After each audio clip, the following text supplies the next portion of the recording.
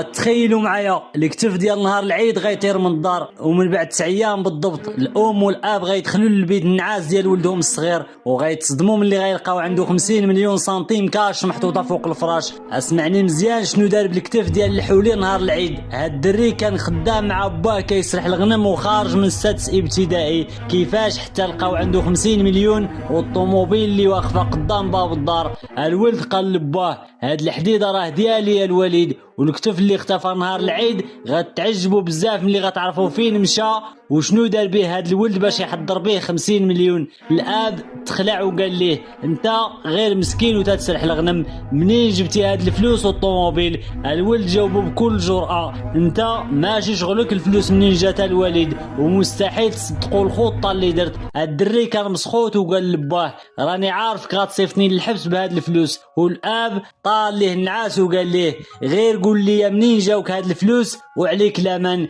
قال ايوب لا ما تبقى تسول الوالد، راه ما غنعاود لك والو، ولكن اللي باقي محيرنا هي شنو علاقه الكتف ديال نهار العيد ب 50 مليون. واش القضيه فيها السحر والشعوذه ولا شي حاجه اخرى؟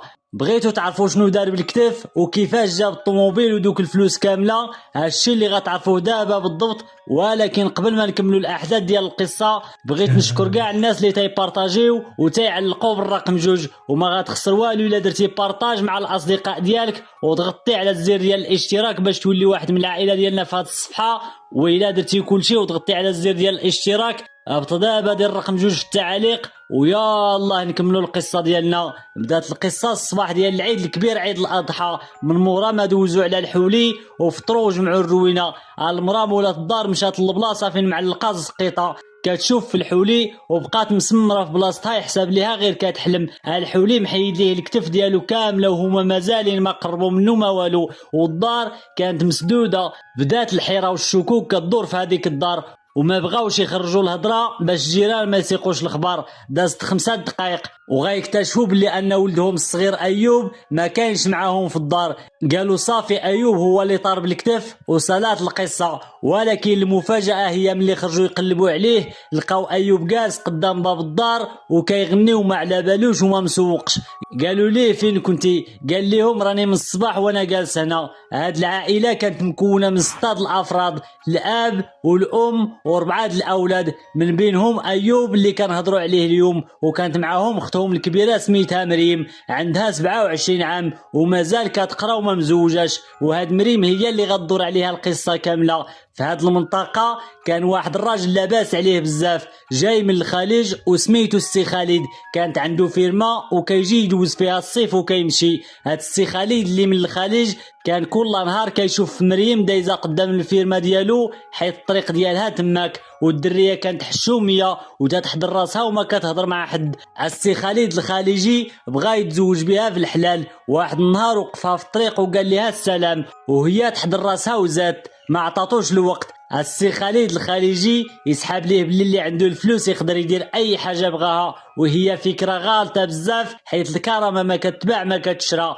ملي عيا مشى عند واحد المراه سميتها فاطمه. هاد فاطمه ما كتخافش الله ومستعده دير اي حاجه على قبل الطمع والفلوس. السي خالد الخليجي قال ليها طلبي اللي بغيتي بشرط تقنعي جارتكم مريم توافق تزوج بيا. وهو كان كبير في العمر عنده 51 عام. فاطمه طمعت وجبد ليها الفلوس وعطاها تدويره صحيحه ديال 500 دولار اي 100 الف ريال مغربيه. المعلم فاطمه مشات تسبق الخليجي عند واحد السحاره مشهوره في القبيله وقالت ليها وجي راسك راه جاي عندك واحد الراجل خانز فلوس من الخليج. دخل السي خالد عند السحاره وصدماتو ملي قالت ليه عارفه كاع البلان وعارفك جاي على قبل مريم. قالت ليه عندي ليك واحد الطلب، حنا دابا في ايام العيد خاصك تجيب ليا العظم اللي كيكون في الكتف د الحولي ديالهم ضروري. السي خالد خرج من عند السحاره وقال مع راسو نحضر داك العظم باي ثمن. تلاقى مع الدري ايوب اللي كان كيسرح غير الغنم قبل العيد وعطاه الطوموبيل كتبها ليه في سميتو، وايوب يحسب ليه غير هديه في الاول، ولكن من بعد حط ليه 50 مليون سنتيم كاش فوق الطبله وقال ليه بغيتك تجيب لي الحوايج ديال اختك مريم والكتف د الحولي د العيد ديالكم وتبقى ساكت. ايوب طمع من اللي شاف داك القدر الفلوس والسياره، ونهار العيد طار داك الكتف، ولكن كان ذكي. اشنو دار؟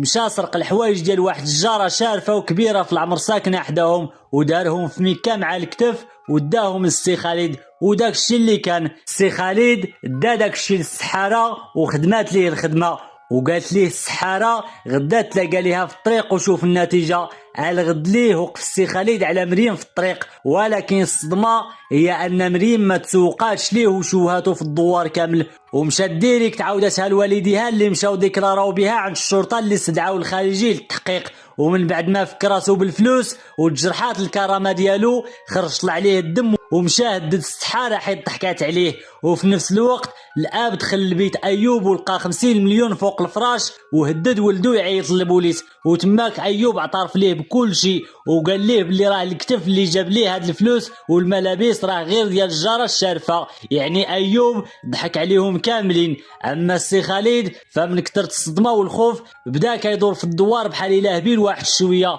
وعائلته جاو داوه لبلادو وسدوا الفيرما اللي بقات مهجوره لسنوات طويله، وتا واحد ما عارف واش خالد مازال عايش ولا فرق الحياه. الاصدقاء هاد القصه عاودتها لكم بالاسلوب ديالي وهي فقط للعبره، حيت الطريق ديال الحرام ديما كحل وما كيسلكش، والنيه هي اللي كتربح في الاخر.